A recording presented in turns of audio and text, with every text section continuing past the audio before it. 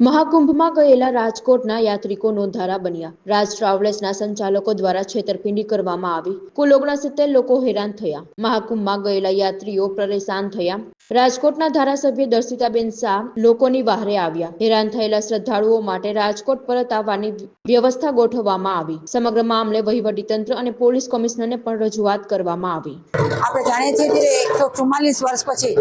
સમગ્ર વિશ્વમાં બનેલી ઘટના કે જેમાં પ્રયાગરાજમાં મહાકુંભમાં સમગ્ર વિશ્વમાંથી લોકો આવી રહ્યા છે, ત્યારે રાજકોટથી પણ 2 બસ ભરીને રાજકોટ અને રાજકોટની આજુબાજુના લોકો શ્રદ્ધાના ભાગરૂપે એક રાજ ટ્રાવેલ્સ કરીને ટ્રાવેલ્સના માધ્યમથી પ્રયાગરાજમાં કુંભમાં સ્નાન કરવાની પવિત્ર આસ્થાના માટે થઈને રાજકોટથી થોડા દિવસ પહેલા અહીંથી નીકળેલા હતા। એ લોકોએ ટૂર્સની જે જાહેરાત આવેલી હતી છાપામાં, એમાં એ લોકોએ જોયું હતું કે એ લોકોને ત્યાં કુંભમાં દર્શન કરાવવામાં આવશે, સ્નાન કરાવવામાં આવશે, રહેવાની ખાવા પીવાની વ્યવસ્થા કરાવવામાં આવશે, અયોધ્યા, વારાણસી અને બધી જ જગ્યાએ એ લોકોને દર્શન કરાવવામાં આવશે એવું જાણીને તમામ લોકોએ તે ટ્રાવેલ્સના માધ્યમથી બધી તપાસ કરી હતી અને જે ટ્રાવેલ્સે જે રીતે કીધા એ રીતે 12,500 રૂપિયા ભરીને તમામ લોકોએ રાજકોટથી 2 બસ ભરીને શ્રદ્ધાળુઓ પ્રયાગરાજ જવા માટે નીકળી ગયા। પ્રયાગરાજમાં મહાકુંભમાં એ લોકોએ ખૂબ શ્રદ્ધાથી અને પવિત્રતાથી આસ્થાથી એ લોકોએ ત્યાં સ્નાન કર્યું, પરંતુ ત્યારબાદ જ્યારે એ લોકો કુંભમાંથી બહાર નીકળ્યા ત્યારબાદ હું ગાંધીનગર હતી, ત્યારે સત્રમાં હતી, ત્યારે એ લોકોનો મને ફોન આવ્યો કે બેન, અમે 2 દિવસથી રસ્તા ઉપર છીએ, ટ્રાવેલ્સ વાળો ફોન નથી ઉપાડતો, અમારી પાસે ખાવા પીવા માટે કાંઈ નથી, અમારી પાસે રાજકોટ પહોંચવા માટેની કોઈ વ્યવસ્થા નથી, 2 બહેનો છે એને માંદા પડી ગયા છે, એને અમે સવારે હોસ્પિટલે લઈ ગયા, 2 દિવસથી અમે અહીંયા ચિત્રકૂટ પાસેનો જે એક હાઈવે છે એ હાઈવે ઉપર અમે 2 દિવસથી આમને પડ્યા છીએ, અમારી સામે કોઈ જોતું નથી, બેન તમે અમને કાંઈક મદદ કરો।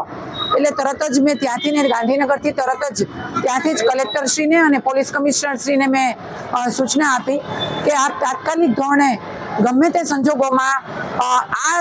બધા શ્રદ્ધાળુઓ છે રાજકોટથી જે બધા આ પવિત્ર આસ્થાના માધ્યમથી ત્યાં દર્શન કરવા અને સ્નાન કરવા ગયા હતા, એને કોઈ પણ ભોગે એ લોકોને રાજકોટ પાછા લાવવામાં આવે અને એમને ફરીથી અહીંયા હેમખેમ ઘરે પહોંચાડવામાં આવે એ રીતે વ્યવસ્થા કરવામાં આવે।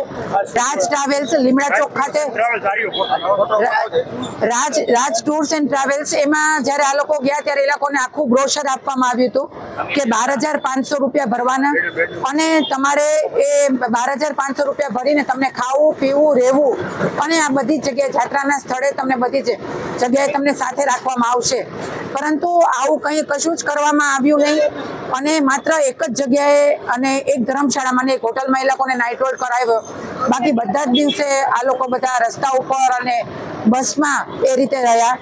અને અમુક જગ્યાએ તો ત્યારબાદ ટ્રાવેલ્સ વાળાએ ફોન ઉપાડવાનો પણ બંધ કરી દીધો। એટલે આ લોકોએ પોતાના સ્વખર્ચે જે લોકો પૈસા મંદિરમાં અને ધાર્મિક સ્થાનોમાં પ્રસાદ માટે થઈને જે ઘરેથી થોડા પૈસા લઈને ગયા હતા એ પૈસામાંથી એ લોકો બધાએ પોતાનું ભરણ પોષણ કર્યું અને અહીંયા પછી આ તંત્રના માધ્યમથી અને